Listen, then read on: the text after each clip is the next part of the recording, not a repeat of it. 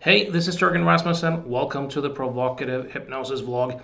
I wanted to make a video today and share the most outrageous, wildest result I have ever seen in a hypnotherapy client.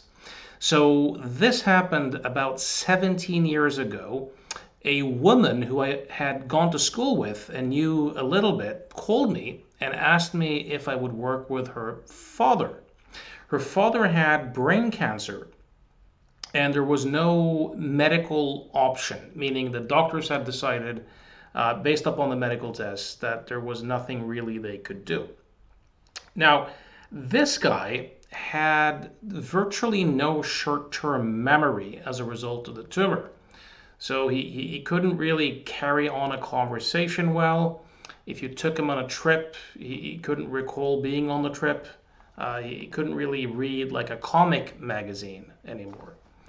So logically, there was of course nothing to be done, but this excited me because at the time I had this philosophy of always trying to work as far outside of the so-called scope of practice as possible. Meaning, how do you work with someone who has brain cancer and to boot has virtually no short-term memory? So I said yes. And there was no money involved. There was no promises of any change. My first mistake, because this was the daughter who called to order the appointment. But when the guy actually showed up, he showed up with his wife. And I had not had a conversation with the wife whatsoever and had no idea to what extent that we would be aligned. Anyways, he walks into my office and he extends his hand to shake it, as people normally do. And without missing a beat, I went into a handshake induction and was able to establish ideomotor signals with his unconscious mind. Now, the big question is there such a thing as an unconscious mind lurking around as an entity that you can establish contact with? Or is the notion of an unconscious mind with particular abilities and skills something that is suggested into existence? Well, anyways, I suggested it and I got clear ideomotor signals with his alleged unconscious mind. Now, some of you who operate from a conscious mind, unconscious mind hypnotherapy perspective might ask the question, well, his conscious mind is clearly out of the way anyways, why bother? Well, I wanted an experience where I was aligned with him, with his alleged unconscious mind. So we had strong ideomotor signals for yes, and strong ideomotor signals for no. And I negotiated a 6-step reframe. I asked if there was some purpose or function that the brain cancer served, and I got a yes response. Now you could ask again, or are we discovering an intention, or are we suggesting one into existence? And I of course asked if there were other ways to accomplish what the brain cancer was generated to accomplish. Would he be willing to test those out? And I got a yes. And we essentially did a 6-step reframe and negotiated that his unconscious mind would use new ways of serving the same function that the brain cancer had. Consciously, he had no ideas what these functions were, and neither did I. But his unconscious mind agreed to cure his cancer in, I don't know what it was, 7 days or 10 days or something like that. Now, when I completed the handshake, his first words were, "Where am I and who are you?" So he had no memory for the interaction whatsoever. Went home And a little while later, if that was 7 days or 10 days, I can't quite remember, he was at the hospital to do new tests. And the doctors were completely stunned because there had been no medical treatment and the cancer had been growing on each test they had done. But now there was suddenly something like a 70% reduction of the brain tumor. And this was like, what the hell is going on? And the daughter who was with him, who's a bit alternative, the one who set up the appointment to begin with, started telling them about this stuff, right? And they got angry and wouldn't hear any mention of any such nonsense, which is probably good in case they were not motivated to come after me specifically. Now he went home, and his wife called me and told me the good news, but she did not seem that enthusiastic about it. And she agreed to come in with him for another session. Remember, I lived pretty close by. There was no money involved. There's no risk in that sense. I almost felt as if I had to talk her into doing it, despite the awesome results. Now, of course, could there be a complete no relationship between what we did and the reduction of the tumor? Yes, it's certainly possible. But there may, of course, but that would be a very interesting coincidence. Anyways, she came back with him, did not seem happy to be there with him. I did the same thing again, the handshake induction.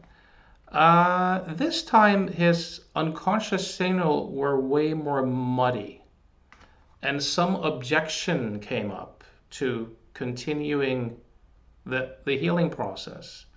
And he seemed very tired, and the signals seemed unclear. And I asked if it would be a good idea to end the session for the day. And this was the only thing I got a really strong, congruent, solid yes response from. And shortly thereafter, his wife never brought him back. And shortly thereafter, his tumor started growing again. And not that long after that, he was dead. Now, this was a very interesting case for me. A very nice lesson to always push the envelope, to try to work as far outside of the scope of practice as possible. That's where pioneering insights are done. That's where you get to discover new things that are outside of your own map and outside of the maps, the mental maps of the people who have taught you and the culture that you are part of. So these are golden opportunities. In the case of this, of course, there was no promises made, no interference in medical treatment. There was no money involved. This was just my curiosity. I think that's the ethical way to deal with something like that. I think it's very likely, I mean, the whole thing might be a fluke. I think it's very likely that there was a correlation between what we did together and the initial dramatic reduction of the brain tumor. So at least some people, some of the time, have the capacity to make these dramatic shifts. As I mentioned in my previous video, there are thousands of documented cases of radical remissions where people survived when they were not supposed to, of all sorts of diseases in the medical literature. We have a tendency not to emphasize them and not to be curious about them. The interesting thing is I never anymore really presuppose the existence of an entity like unconscious mind, even though I acknowledge that most of our processes and many of our motivations, and cognitions occur below the threshold of awareness, so to speak. There are certainly unconscious processes, as in we're not consciously aware of them.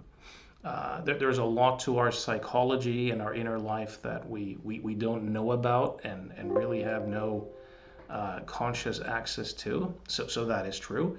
I don't think there is a entity like unconscious mind. But I think sometimes suggesting one into existence can open up for other possibilities. So instead of viewing it as a signal from the so-called unconscious, you better consider it just another source of information. Um, Regarding ideomotor signaling, I never do it anymore. I've found the signals to be way too unreliable. I don't really like the presuppositions behind ideomotor work. But at the same time, I have had a few interesting results with it, and this one being the most interesting one. Of course, the fact that you get a particular result presupposing something or suggesting something does not necessarily mean that the theory or assumptions that you operate from are correct in any way, shape, or form. I don't know what really happened. There's also something interesting, and I've noticed this in several cases in working with people who have been seriously ill and terminally ill. I have seen other clients begin to improve and to then get massive pushback from their spouse or from close family members. I remember Tad James, one of my early NLP trainers, he used to say that sometimes a disease like cancer could be a way of escaping the burden of life in a socially acceptable way. Now, do I know this to be the fact, to be the case? No. Is this a speculation or interpretation or projection of meaning? Yes. Am I suggesting that this is the case for all cancers all the time? No, not suggesting that. But I do think that it's very plausible that it is the case in quite a few cases. Just the same way as the previous video I made of the woman with the breast cancer who seemed to have a very strong embodied cognition of deserving to be punished.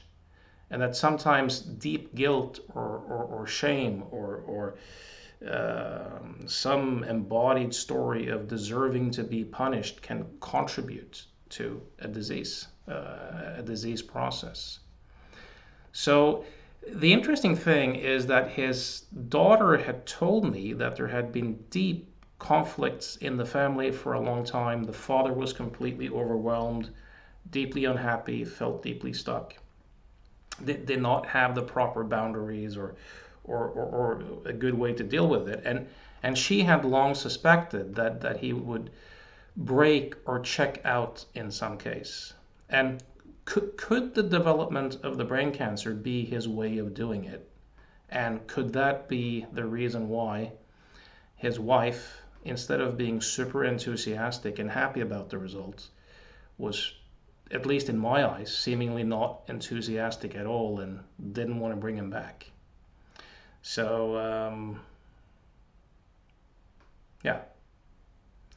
So take from this whatever you will. I hope it's inspiring. I hope it provokes your thinking a little bit. If you have any questions or comments around it, feel free to post them where you find the video.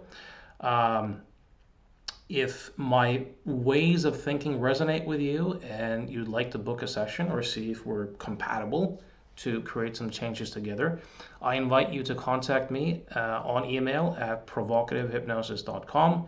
Know that I also do mentoring and I do some seminars. If you're listening to this in 2023, I have something coming up in Stockholm in October, Stockholm, Sweden, and possibly something online as well. So once again, thanks for listening. See you next time.